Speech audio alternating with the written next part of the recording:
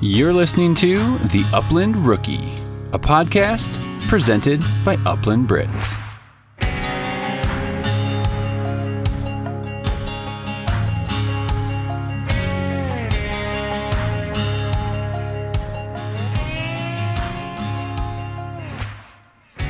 What's going on, rookies, and welcome to episode 30 of the Upland Rookie Podcast. I'm your host, Will Larson, and as always, this is presented by Upland Brits. Also presented by Eukanuba Sporting Dog, Gunner Kennels, Trinity Bretons, and Pointer Traditions. Speaking of Trinity Bretons, Moose just had a fantastic American Field trial win against some big old pointers. That was pretty cool to see.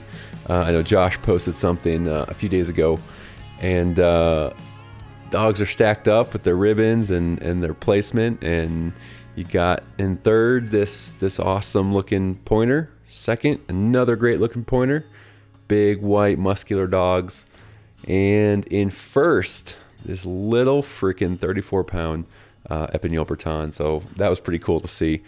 Josh, well done getting him out there. I know you got him with a friend working on trialing and all that big running stuff. So well done. That was pretty cool. Hey guys, this is episode 30 of the podcast. Thank you for hanging in with me.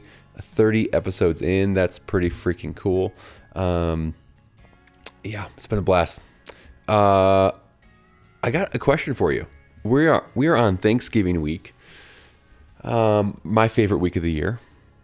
I don't know why exactly, but it holds I guess a lot of special memories, it's just a lot of excitement, anticipation. Thanksgiving, it's just probably my favorite holiday. The whole week leading up, a couple days after, I take some time off work, extra time with the family, all that good stuff. So many good things around Thanksgiving. But I was kind of thinking through, hey, what do I want to talk about on the podcast today? What are you thankful for? Now, that's such a broad question. It's open-ended, whatever. But as it relates, let's talk to maybe your personal life, your family, hunting, your dogs. I was reflecting back a little bit on some of my hunts this year.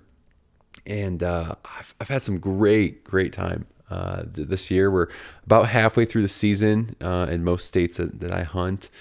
And I was just thinking back on some of the time I've spent with my dog, some of the memories, some of the birds we've gotten to shoot, the long drives, the crappy hotels, the camping, the pouring rain that I drove into Nebraska and, pull up to my campsite and it's raining sideways, and some of these memories that stick out.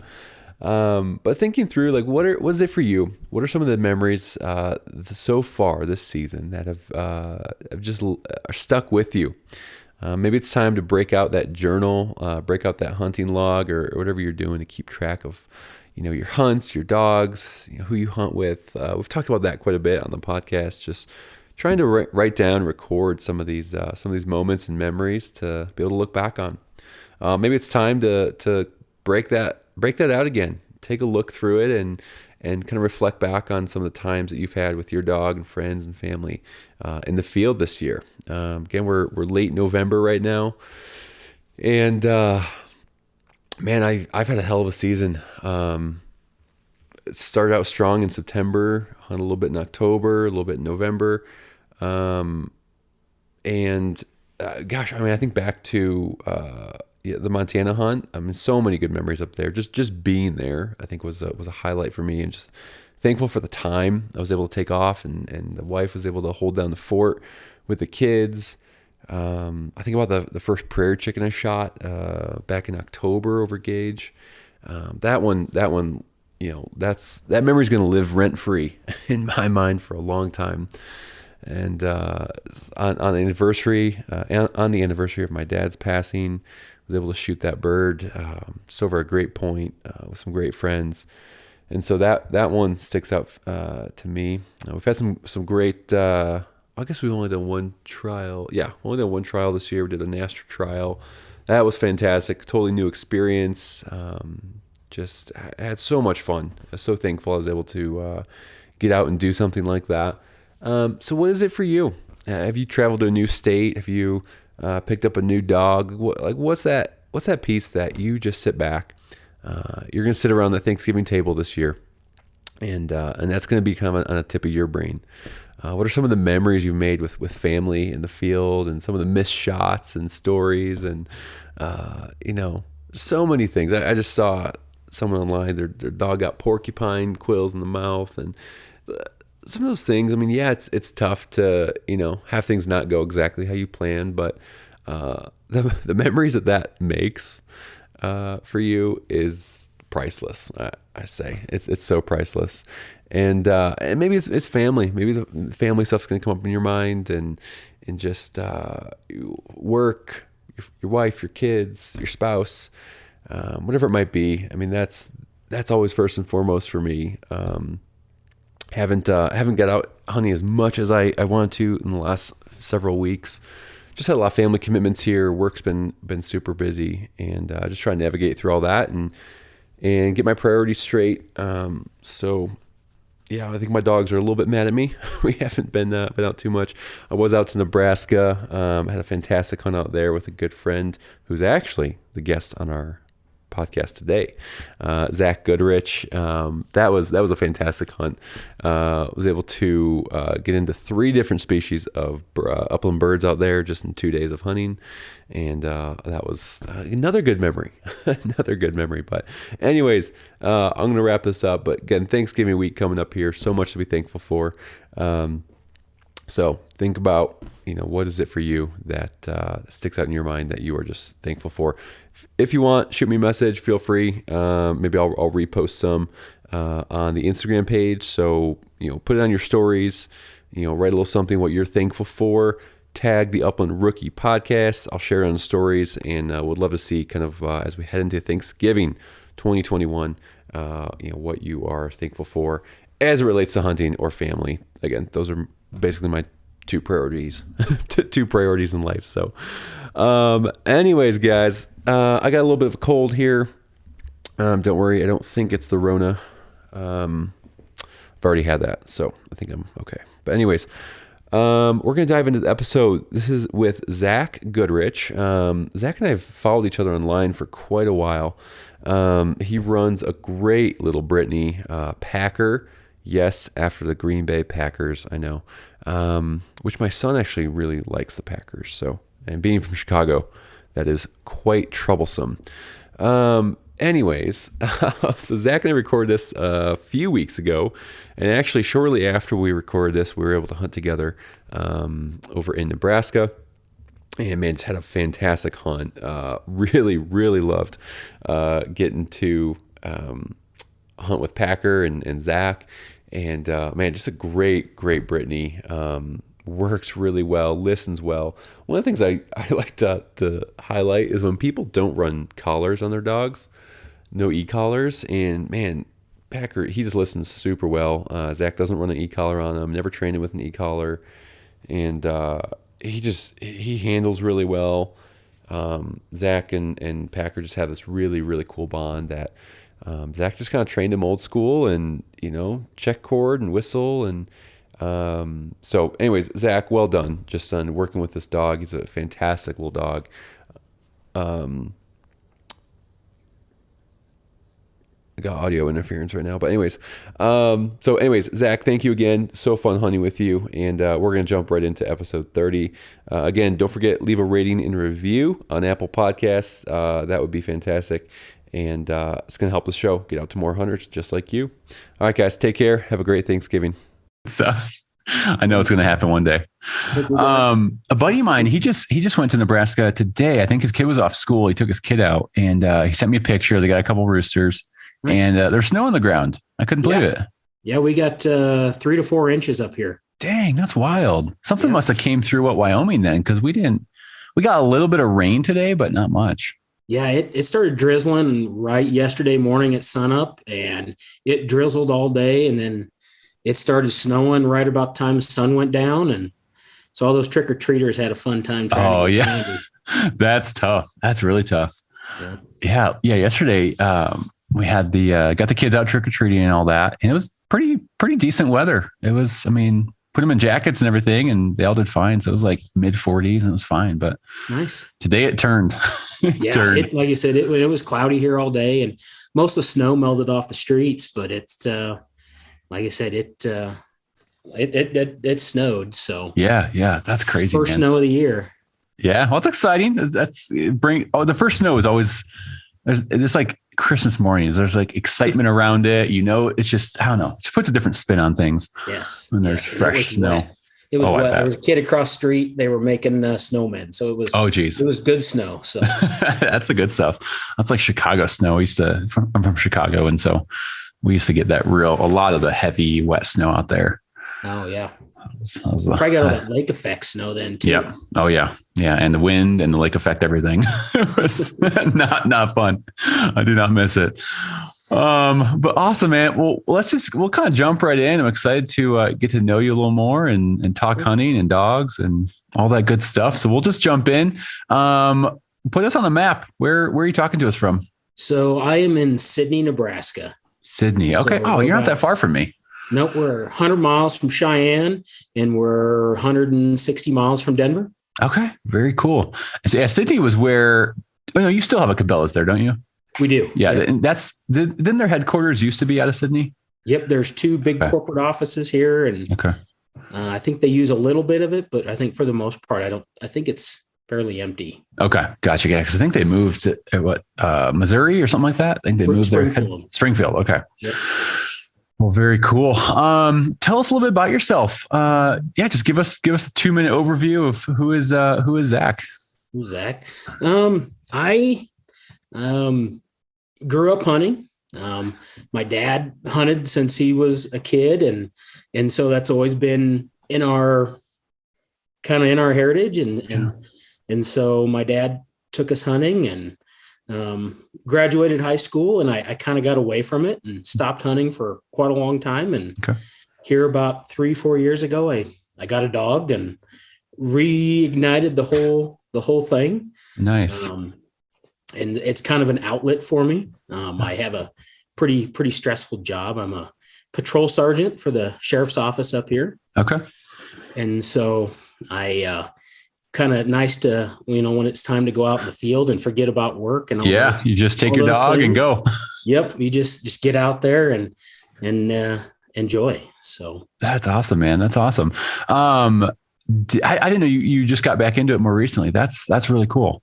Yep. Yeah. Like awesome. I said, I had stopped. I mean, I had just had not gone out. Life happens. Yeah. Yeah. It did. Life happened. Had a busy job and pretty demanding. And is one of those things where at that time I didn't have a dog. We had some dogs growing up and then met some people and kind of got reintroduced into a dog.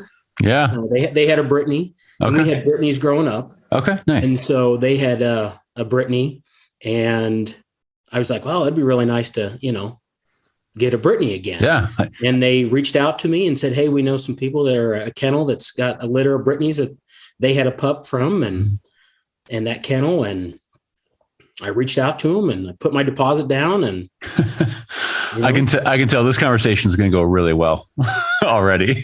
2 Brittany guys. And so I got it. And like you said, it's probably the best thing that's happened to me, getting back into it. Cause it's like a sickness. It never stops. It doesn't, man. That's when that bug kind of got you. It's where it kind of becomes what you think about, and it takes over in a good way. It does. Again, families and jobs and all that. Those are absolutely top priority and important. But bird dogs and hunting, it kind of becomes, the more you're in it and the more you dedicate to it, I think it can become more of a just a lifestyle, really. Like, my kids are all about it now. We're always talking about, training dogs and pigeons and birds and all sorts of stuff. It's opened up a lot of cool conversations. And I tell you, I met the girlfriend I have now.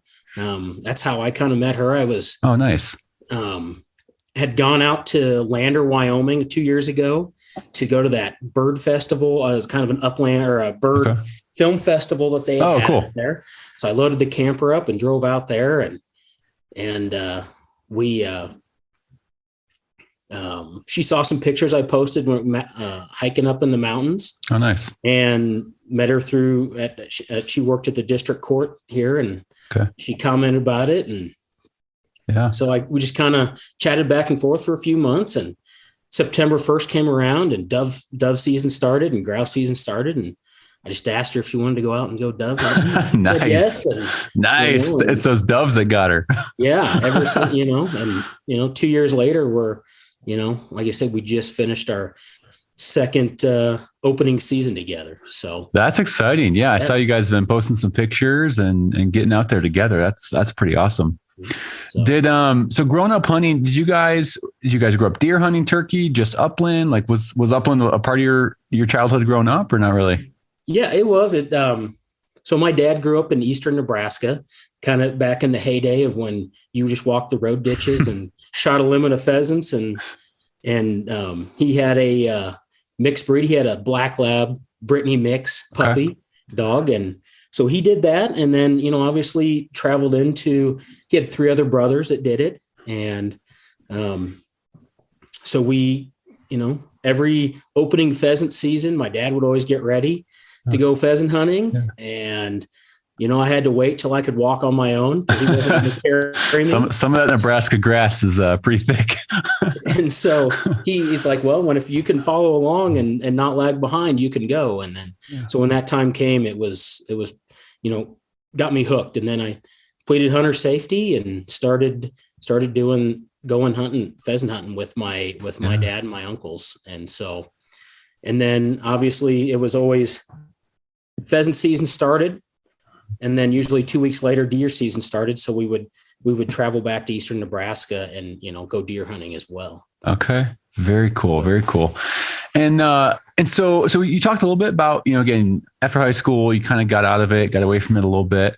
So getting back into it, what was kind of a thing that just pushed you over the edge to, get your own dog again and get back into upland hunting? What kind of pushed you over the edge?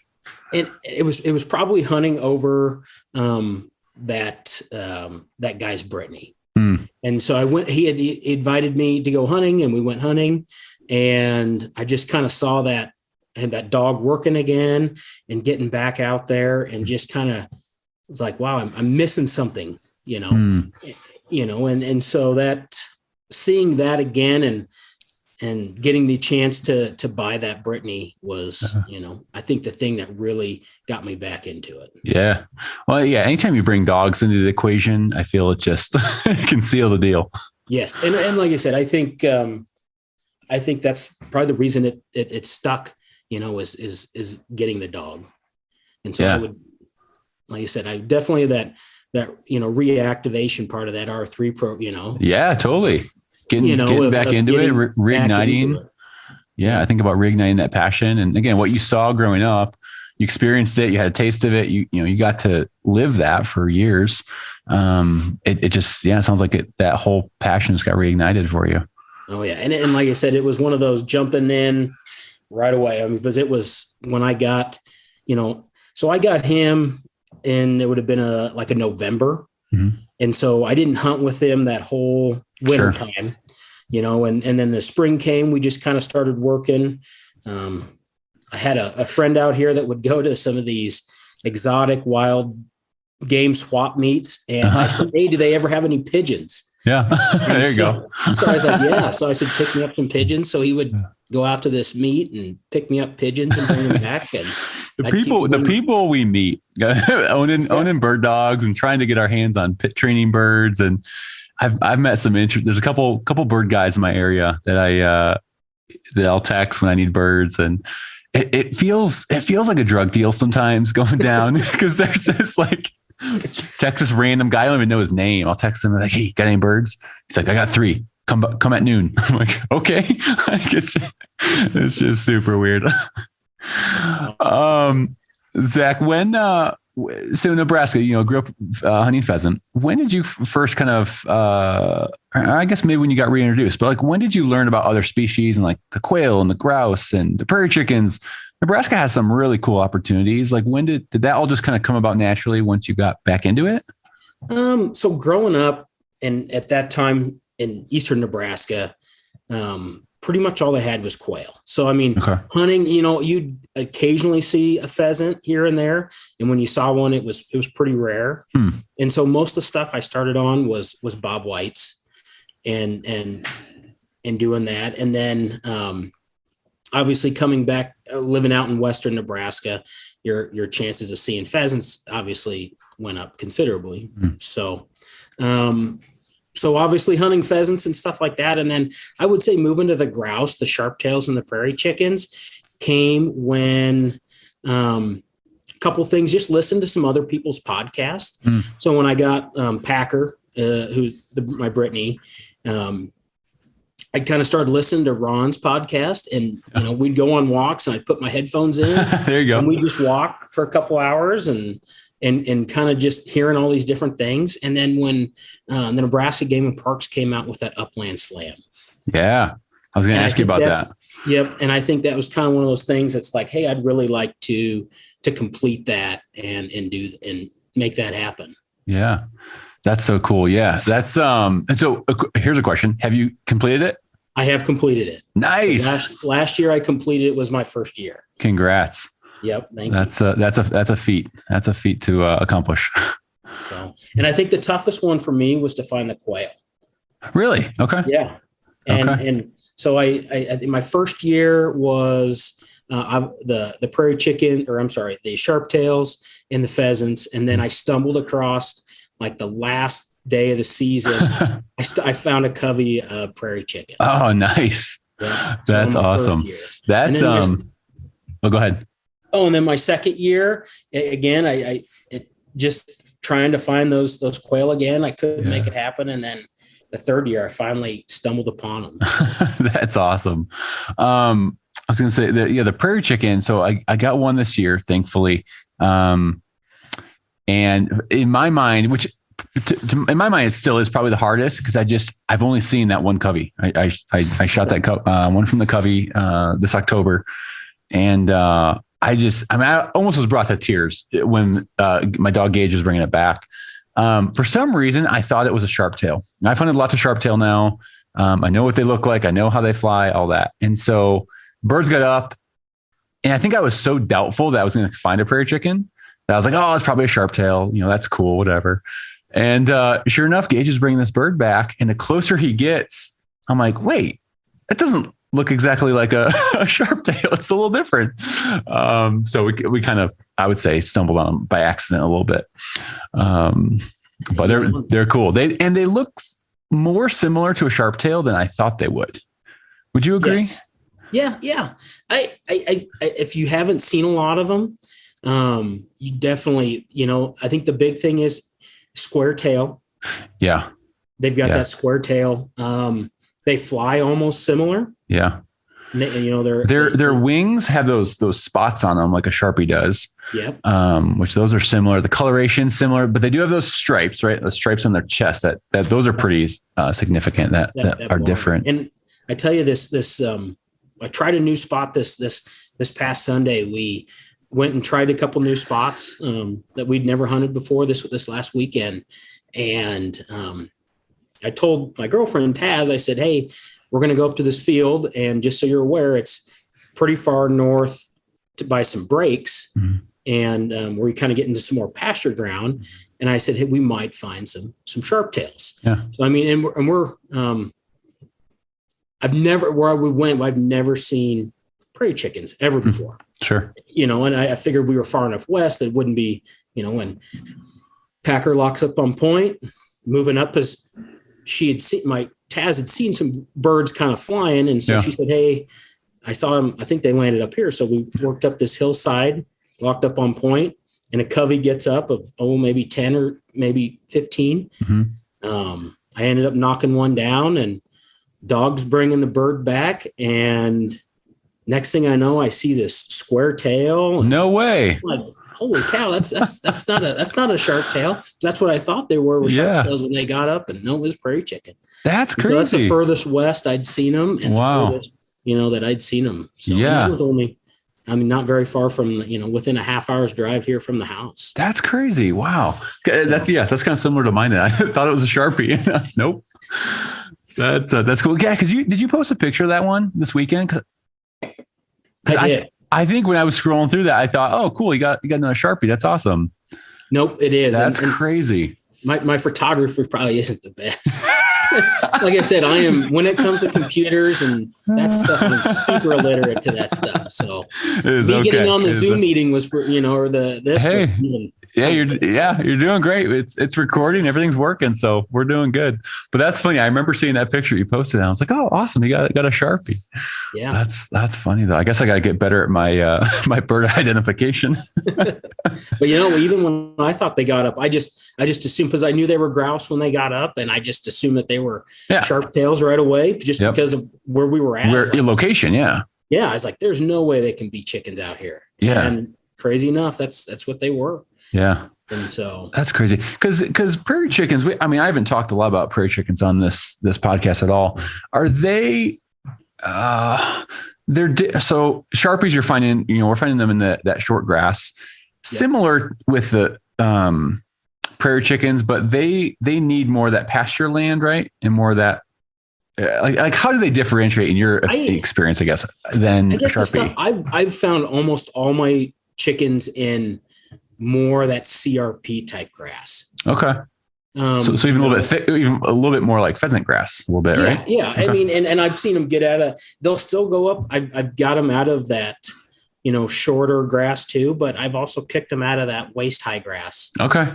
Interesting. And so, and I guess I'm not necessarily the expert when it comes to that stuff by any means. Sure.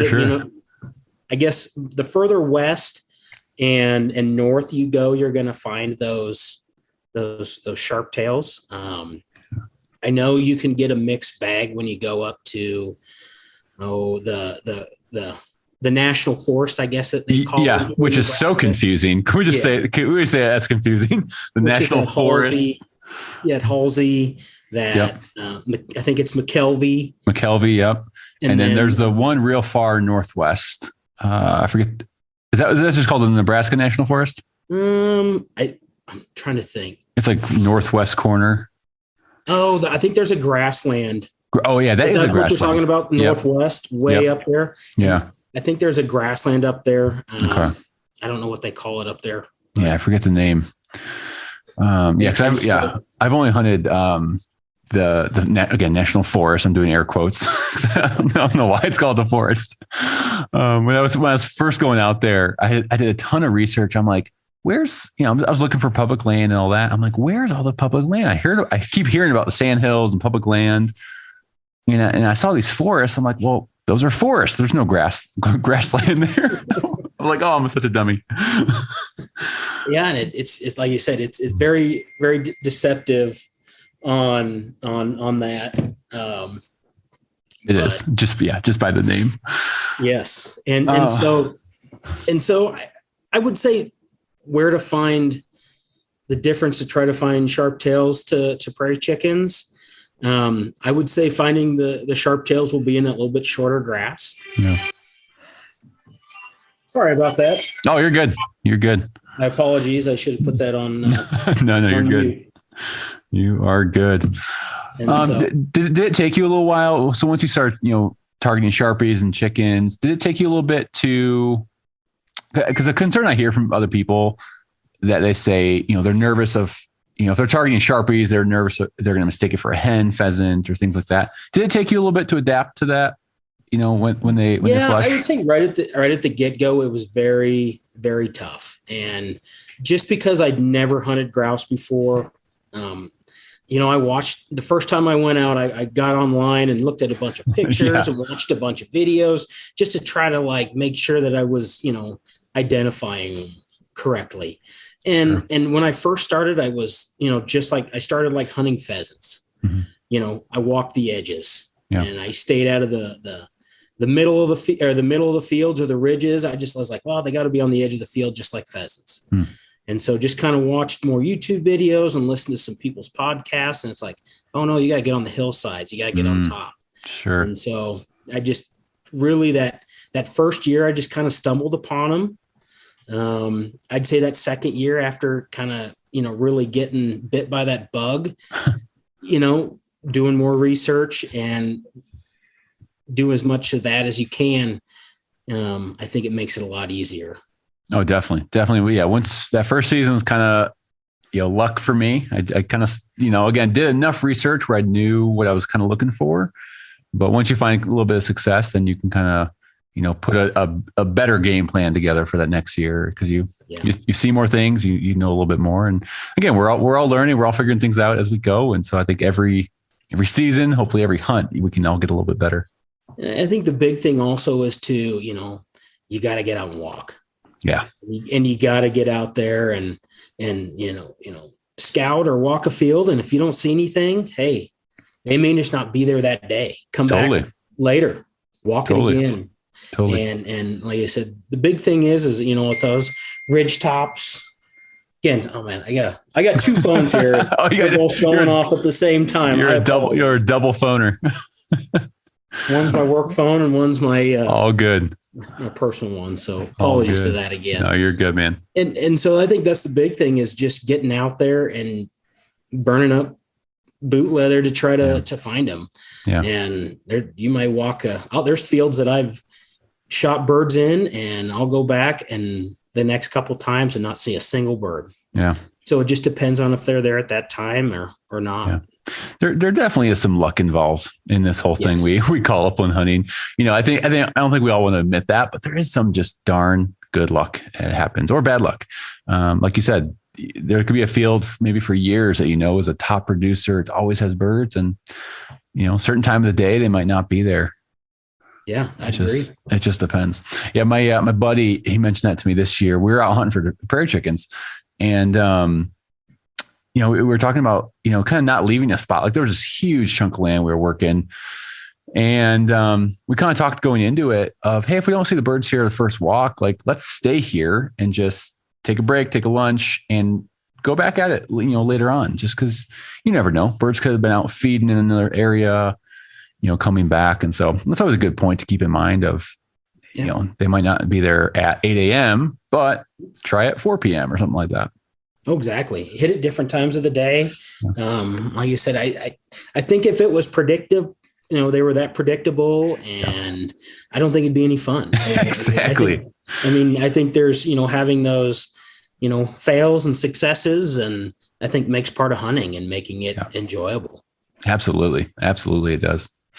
Tell me about your dog a little bit. Packer. Now, is he named after the Green Bay Packer? I have to ask. He is. He is. Okay. Named after the Green Bay Packers. So okay, I had a hunch. So, yep, he's a 4-year-old male Brittany. I got him out of a kennel out of Brighton, Colorado. Okay, and nothing super crazy. I've never done any hunt trials with him or anything like that. We started out, I think, like a lot of people did. I bought a book.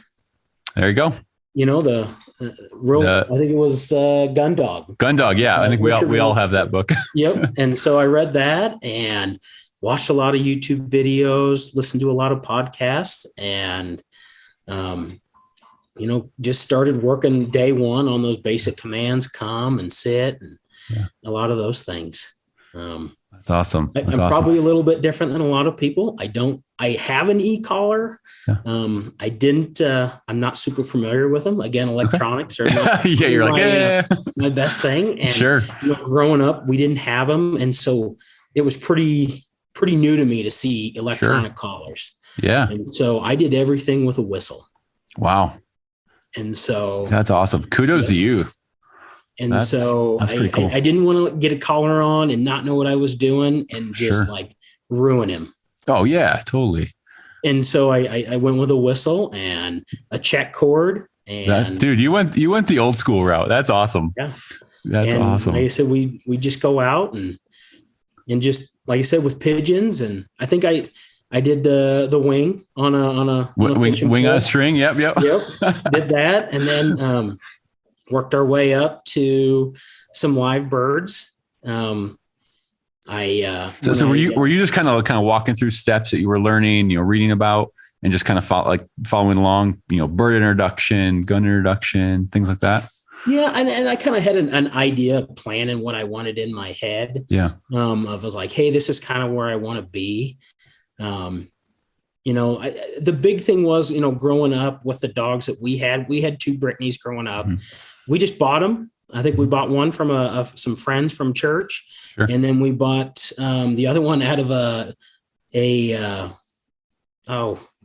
drawing a blank of what it is, a parking lot. Okay. We were at a gun show on a weekend, and Okay. there was a guy at the end of the gun show parking lot Selling a Brittany. Brittany's.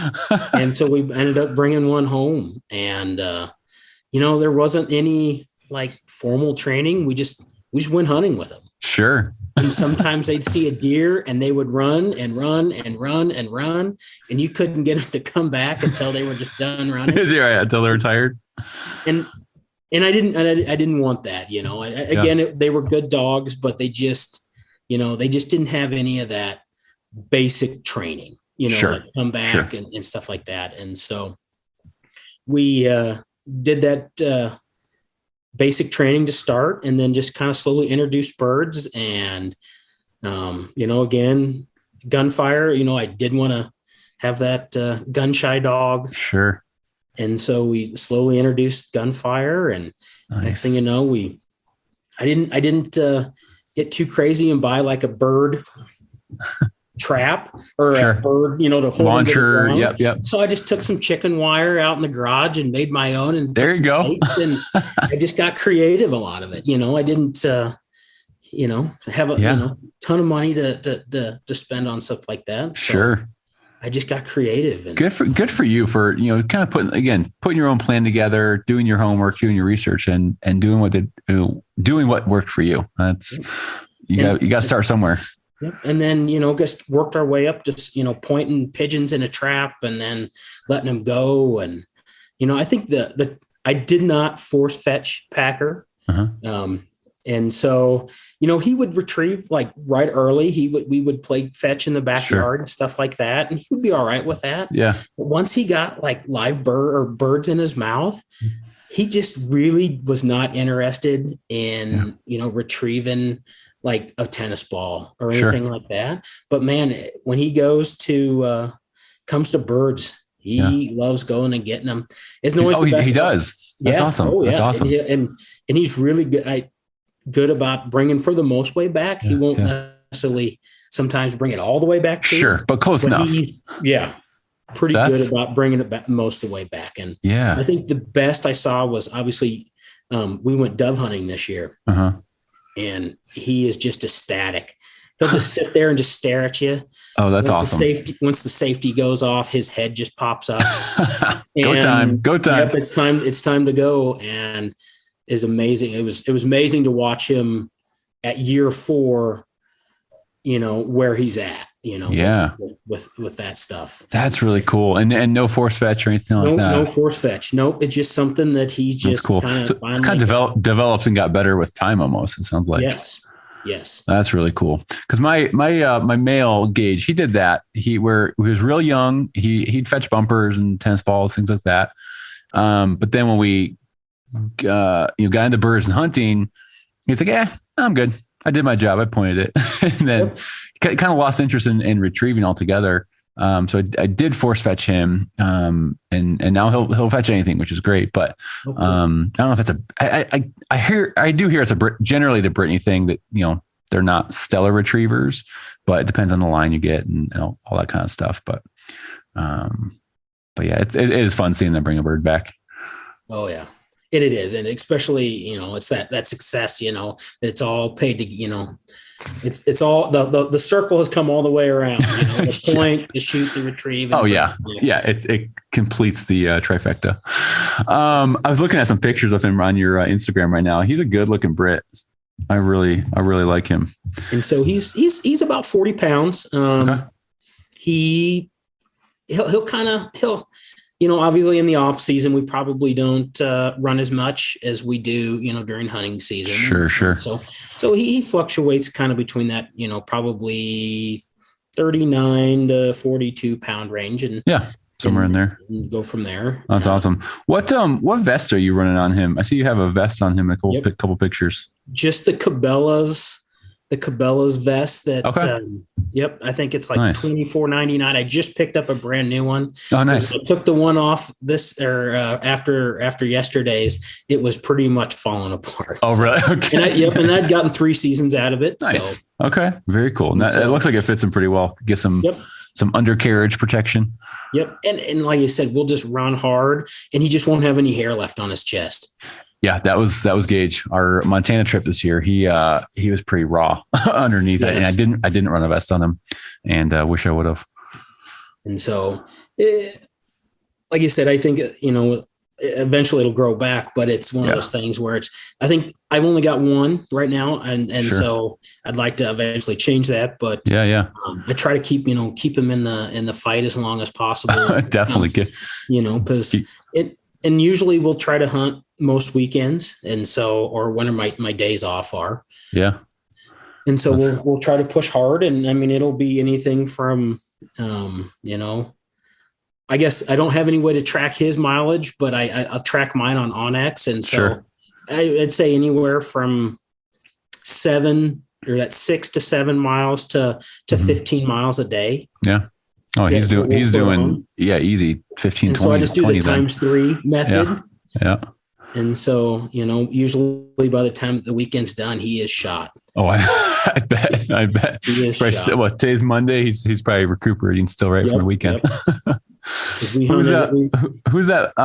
Is that a lab in a couple photos with him? A black lab? Yep. That is my girlfriend's dog. Yep. That is Owen. Okay. And he is just a male lab. And, nice. And so it's kind of a interesting hunting partner, Yeah. He wasn't trained to pheasant hunt at all. And so, she trained him to duck hunt. Okay. Strictly. And so we just kind of went out and started hunting with him. And nice. Yeah, he's a great retriever. Oh, that's nice. Yep. That's and really I tell nice. you what, he can retrieve empty shotgun shells amazingly. No way. Yeah. And then that nice little benefit. Yeah. And that deep grass, we'll just call him over and he will find those empty shotgun shells that fall down on the ground. I have not heard of someone doing that with their dog, but that's brilliant. Wasn't trained by any means. It just by accident. And that's pretty cool. We'll just call him over if we can't find a shotgun shell that we dropped and bent one, and we'll get it, and he'll find it. Yeah, that is pretty cool thing. I was going to ask you about your Brittany. Oh, I just lost my train of thought. But so training without the collar, was that all just in the gun dog books? Because I've only heard of one other person doing that. Obviously, I think the book that Walters wrote, because that was all before e-collars, so that had to have been 70s, and I just was not super familiar with how e-collars worked. Yeah, and I just was super nervous about putting one on and just messing the whole process up. Sure. And I think if I would, when I get another one, I obviously will probably do a lot more reading and probably do one with an e-collar. Sure. So I think it's got a lot of benefits. Yeah. Basically, if you use correctly, it's basically a longer check cord. Yes. Right. In a sense, lets you bring that check cord, which I have a couple behind me here. Great tool. I mean, check cords are invaluable. And I think the e-collars just let you do those things, what you're doing a little bit further out, which is nice. Yep. And I think you can, you don't have to necessarily have that loud whistle blow when trying to get him to come back or trying to change directions or anything like that. You can just do that vibrate or that small tone and, to do those. And so there's a lot more benefits. And then obviously with the tracking side of it. Oh, sure. Is amazing. Yeah. Especially if you've got a wide ranging dog. Yeah. Definitely. I think the big one is if you're hunting next to an unpicked cornfield. I remember the first year we were hunting a field right up next to a cornfield. Yeah. And I just kind of lost track of where he was at the moment. And for the next few minutes, I had no idea where he was. Yeah. And the wind was blowing inside of right up next to that. I'm sure he couldn't hear my whistle inside that cornfield. Eventually he came back. Yeah. And it's never been an issue again, but I think just being able to know where your dog is at all times. Gives you that peace of mind for sure. Yep. And I think the other thing is once that dog goes up over a hill and you have no idea, hey, are you pulling your dog off of a point? Are you pulling them off or what's over there? Yep. And so there's a lot of times I'll let Packer go up over a hill and I won't call him back until I walk over the hill just until you can see. Yeah. Cause like you said, he could be working scent or he could be on point or, because I've done the thing where, hey, I know better than my bird dog. He doesn't know where the birds are at. Oh, good. I'm glad someone else has done that because I was like, hey, come over here. And he's working. And then the birds get up and it's like, oh, well, I should listen to my dog. Yeah, exactly. Or you're like, I think they're over this way. So you try to like, get over here. And you're trying to, pull them right when they're going left. And it's like, oh, there goes the covey of sharptail. Yes, exactly. It's like, oh my gosh, I'll never do that again. Yeah, and then you do it again, and then you do it like, exactly. It's like, why can't I learn? We're a lot slower learners than our dogs are. Yes. Exactly. How's this season shaping up for you so far? It looks like you've had some good luck with Sharpies. Pheasants just opened up. Are you pretty optimistic about the 2021-22 season? I was pretty nervous about. Obviously the drought, we didn't have a lot of rain. We also didn't have a lot of hailstorms. Okay. So there was some plus in that too. I'd say what made me the most nervous was usually you'll see a lot of chicks running around the gravel roads, sides of the gravel roads for pheasant wise, and saw very, very little to almost none. This year along the side of the gravel roads. So I was kind of real nervous about that. September 1st came around. It was hot and really dry. So when we went out, we weren't able to hunt very long just because it just got so hot. And then I was burning through a lot of water. Oh, sure. And what made it real tough was usually when you'd wake up in the morning in the seasons in the past, you'd have a lot of dew on the grass. Yeah. We had no dew. Really? Yep. So there was just no scent. Yeah. We stumbled across a few coveys. They were a little smaller than they had been in the past. Or sometimes we would find two coveys in a field, we'd probably only find one. Okay. So, and then obviously, and October pheasant season kicked off. And so I had a couple spots where in the past we kind of know where they kind of bunch up. The pheasants would bunch up in the early mornings to kind of get that sun. Sure. And so we actually saw some pretty good numbers. First field we walked, I think we kicked up 10 or so pheasants and found a covey of sharptails in that same field. Yeah. And then went to another little spot and found probably just as many pheasants in that same field as well. Nice. Opening day is usually pretty tough because if you're not in the field right away, somebody else is going to be there. So how are hunter numbers? You guys see some people out there? Yeah. Okay. Saw a lot of people. A lot of Colorado vehicles. Okay. Yeah. So I think we all go there. Let's be honest. Colorado's okay. It's okay. I think. Someone called me out one time. They're like, "You're too hard on Colorado," but I've covered a lot of ground in Colorado, and numbers have not been fantastic. So, and so I think is your guys' season open next week? Or this coming weekend? 2 more weeks. 2 more. We got November 13th. Yeah, so we got 2 more weeks. So it's the same as Kansas. Kansas opens up late. Okay. So we got a little bit longer. Nebraska. I was talking with a buddy. Nebraska's hard because it always opens up. It seems to open up right around on Halloween usually, or right around Halloween. Yes.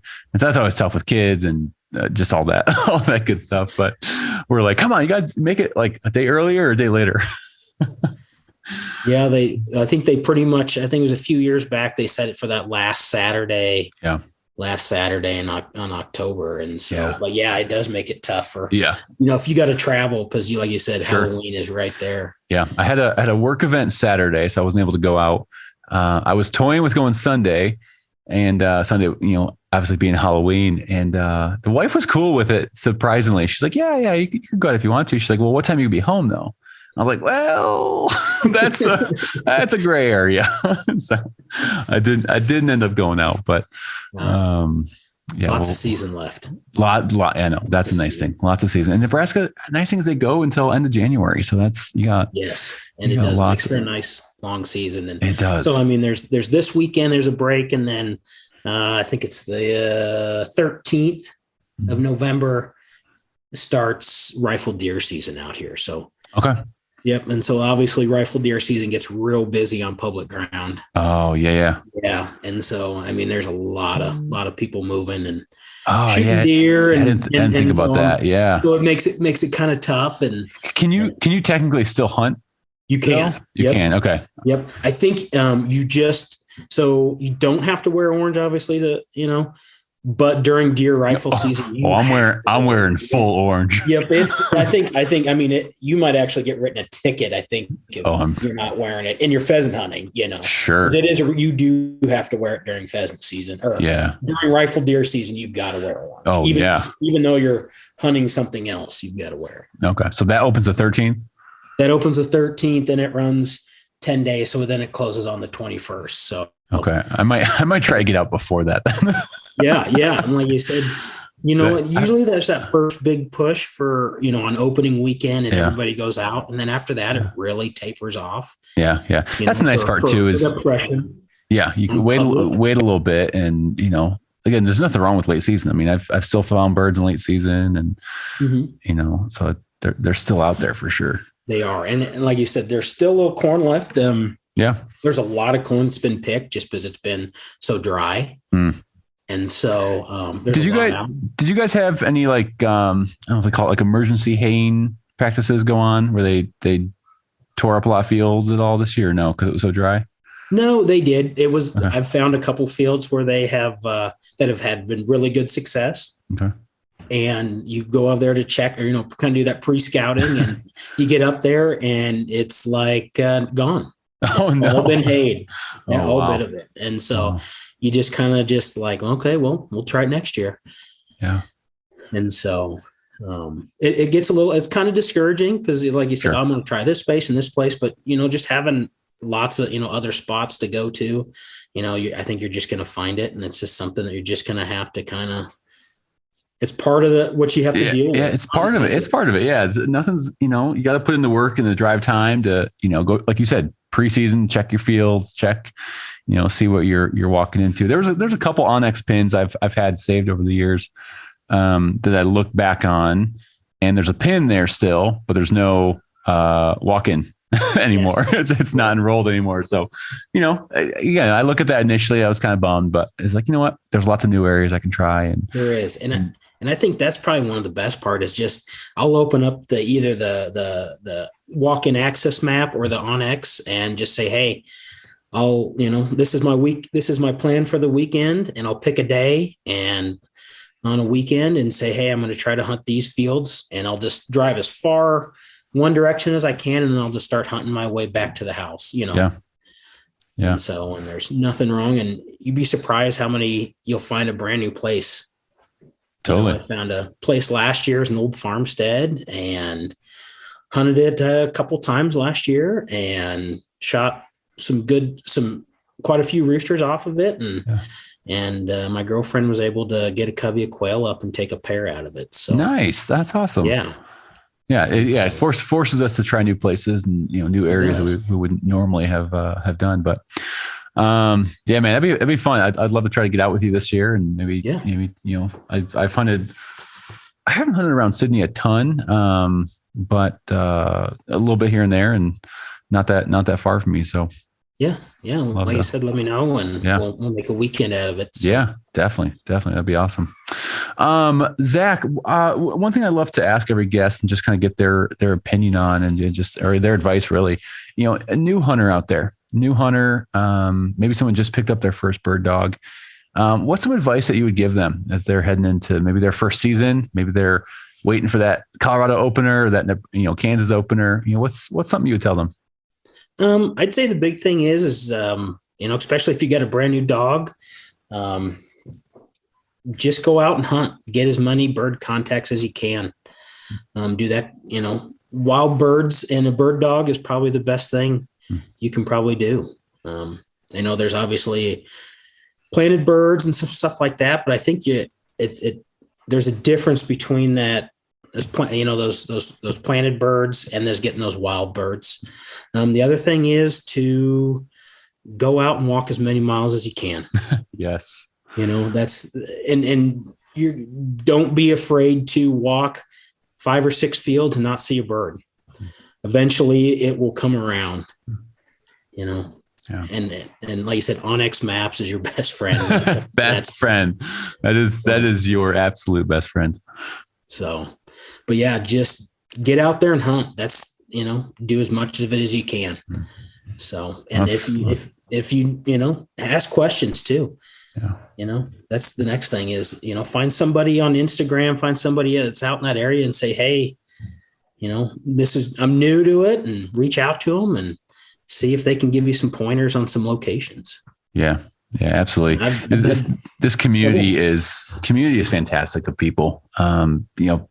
Myself, yourself, other great people out there are willing to, point you in the right direction, share some advice, some knowledge, just to get you going in the right direction. I couldn't agree more. That's awesome. And I also agree about the miles. you gotta walk. Yeah. And even myself, I've had birdless days, I've had birdless fields. And I think we all need that reminder too of, hey, eventually it's going to happen. You got to put in that time, and it might be frustrating in the moment, be like, oh, didn't see a bird, but it's going to happen. Keep going. And it gets really frustrating when you finally get a nice point. The bird gets up and you shoot and you miss and the bird flies away. And it's like, oh, I just walked 10 miles. That's almost worse than not finding a bird. I'd agree. That is almost worse when you get to, your dog did the work, you found the birds and you miss. Yes. Or you forget to load your gun. Oh yeah. I don't know if I've ever had that one, but let me rephrase that. I have shot at some birds, and I thought I put more rounds back in the gun, and I only had like one left or something like that. And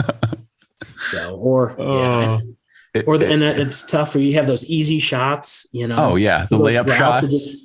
Sitting there and floating. Yep. And you go boom, boom, boom. And you're like, they keep flying. And you're like, holy cow. What just happened? Yes. It's those easy ones where Gage pointed a rooster it was in Nebraska last year. And it was on the edge between a cornfield and CRP. And he was on point. I walk up and it almost acted like a pen raised bird. Like I was kicking grass to try to get this thing up. And kick some grass as 2 roosters fly, 2 of them, and one goes each direction. And they were like from, me and 5 feet away. And in my mind, I'm like, oh, this is going to be so great. I'm going to double. This is going to be awesome. And I was like, all right, I'm going to take the bird on the left. 1 shot, nothing. 2 shots, nothing. It's like, oh my gosh, I went from thinking I was going to double to no birds down. Oh, that still haunts me. Oh, and it's like you said, you'll be shooting great one day and the next day it just falls apart. Yeah. We all have those days. I think I started out the season. I shot 4 grouse. Throughout, whatever it was, I had 4 grouse and I'd shot 4 shotgun shells. And then we went and found some prairie chickens, and literally it all fell apart when I found I had. And so it happens. Yeah. It's where that good luck comes in play sometimes. It does. It's like baseball. Yeah. When you're batting like a 300, you're amazing. Sure. Exactly. Yeah. And if someone says they don't have those days, then they're lying. Oh, I'd agree. We all have those. Awesome, man. Well, we're going to go through what I call a rapid fire round. We're going to go over a couple questions for you. Just kind of give me your off the cuff answer, and we'll go from there. All right. Awesome. We're going to start with this. Favorite dog breed besides the Brittany? And I'm probably going to say wire hair. Wire hair. Okay. Yeah. Very cool. Is it Eric Forrester on YouTube? Yeah. He runs those. I just love watching him work those dogs. Yeah. No, they're cool looking dogs for sure. And so I think if I ever, had to step away, that'd probably be kind of my direction would be that short coat, that real short coat wire hair. Totally. They got some go in them for sure. Yes, they do. Would you kind of look at another, if you got a second dog, will you look at a Brittany? Will you look at a wire hair? What are you thinking? I'd probably do a Brittany. Okay. Yeah. Okay. I just love, that he's kind of that, I wouldn't say small, but he's intermediate, I guess, size. Yep. And they just have prayed that drive was, insane. Even at 4, just to hear them, like I said, you getting ready to load them in their kennel and they're just screaming. Yep. You're just screaming to go hunting, and he'll just hunt all day for you. Yeah. That's awesome. I agree. What gun are you carrying out into the field? Probably the one I shoot the best. So I guess I really enjoy shooting different guns. And so I don't like necessarily lock down to one gun all the time. The one I probably shoot the best is the cheapest probably I've got is an 870 Express 20 gauge. Okay. Nice. And 28-inch barrel. Nice. But I'll just pick a day and it's like, hey, I'm gonna throw in. I've got a 16 gauge Winchester Model 12. Okay. I've also got my grandpa's. So it would have been the gun my dad learned on, and then he gave me. Oh wow! Here just recently is a Winchester Model 1897. Okay. So it's a 12 gauge, but it's got a hammer. Oh really? The back of the gun. Oh wow! And so 30-inch long full choke barrel. Dang. And so, but yeah, I would say just different guns, and I'll pick one for the day. And yeah, that's cool. You switch it up a little bit and have fun with them.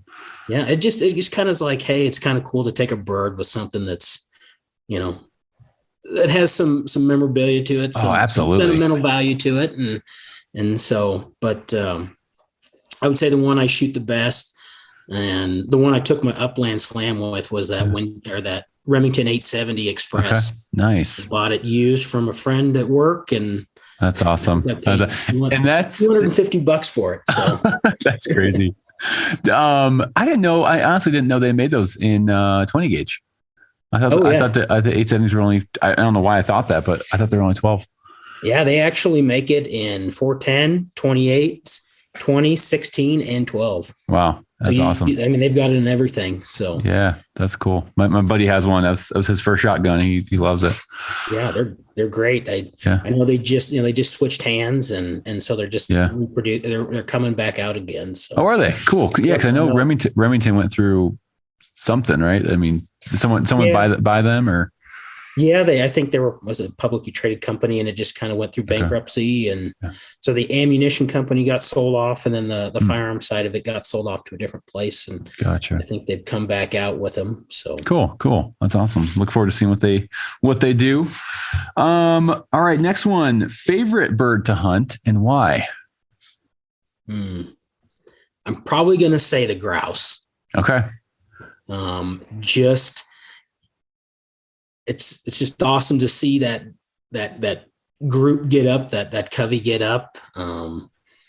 That bigger bird, it's just awesome. I don't really say what makes it better than the other, but I would say probably either chickens or sharptails. So I mean, they're fun, man. They're fun. They get up in groups. Typically, I like their train.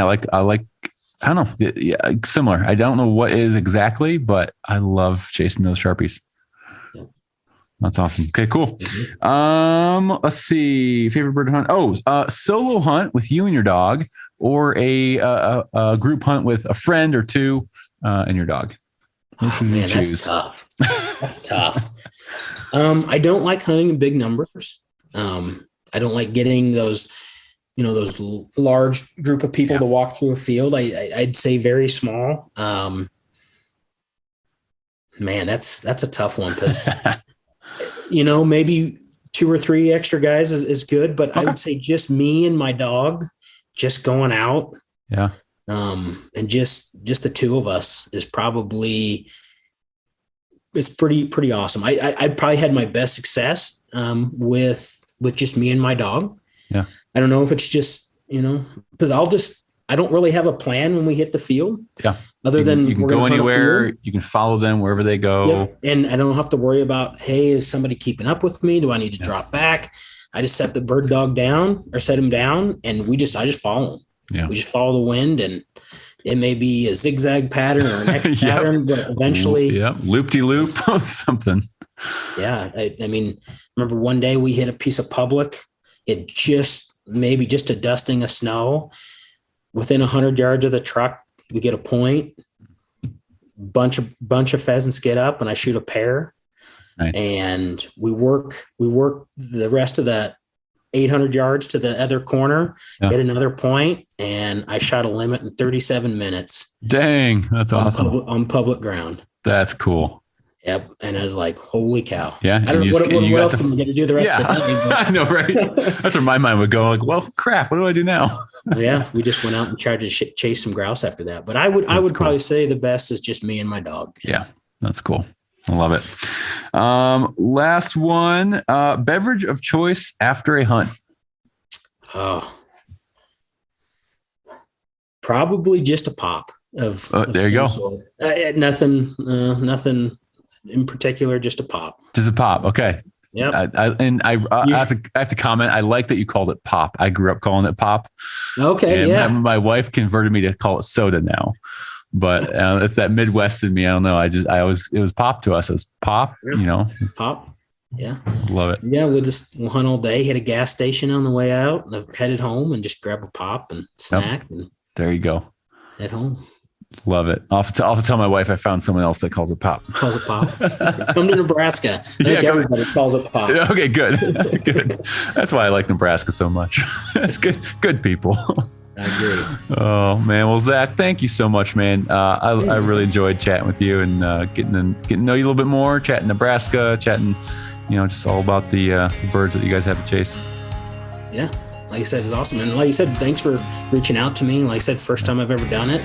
Nice. Pretty nervous about it. And you didn't really know anybody, was interested in, my story. And so I follow you guys pretty regular on watching the dogs and you guys doing some training. Oh yeah. Yeah, definitely, man. Well, thank you.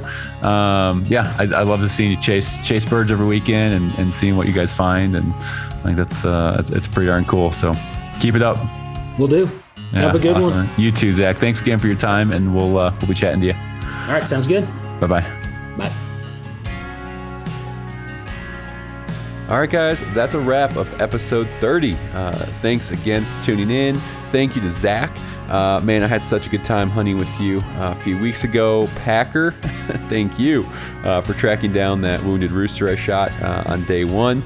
That bird meant a lot to me, so great job, little buddy, finding that bird again. Meant a lot. Hey, guys, have a great rest of your week. Have a great Thanksgiving with your family. Just hopefully you're getting out to hunt a little bit, get those dogs out, and eat some good food. Be safe. Don't have any turkey fryer accidents. We're pretty lame, I'm not gonna lie. We order a pre-cooked turkey breast. Yes, I know, I'm sorry. I'm gonna get a lot of hate for that. But we just don't like dealing with the time it takes to cook and all that. We like to cook and spend time on the sides. So we just order a good old turkey breast. I think we got a ham this year too.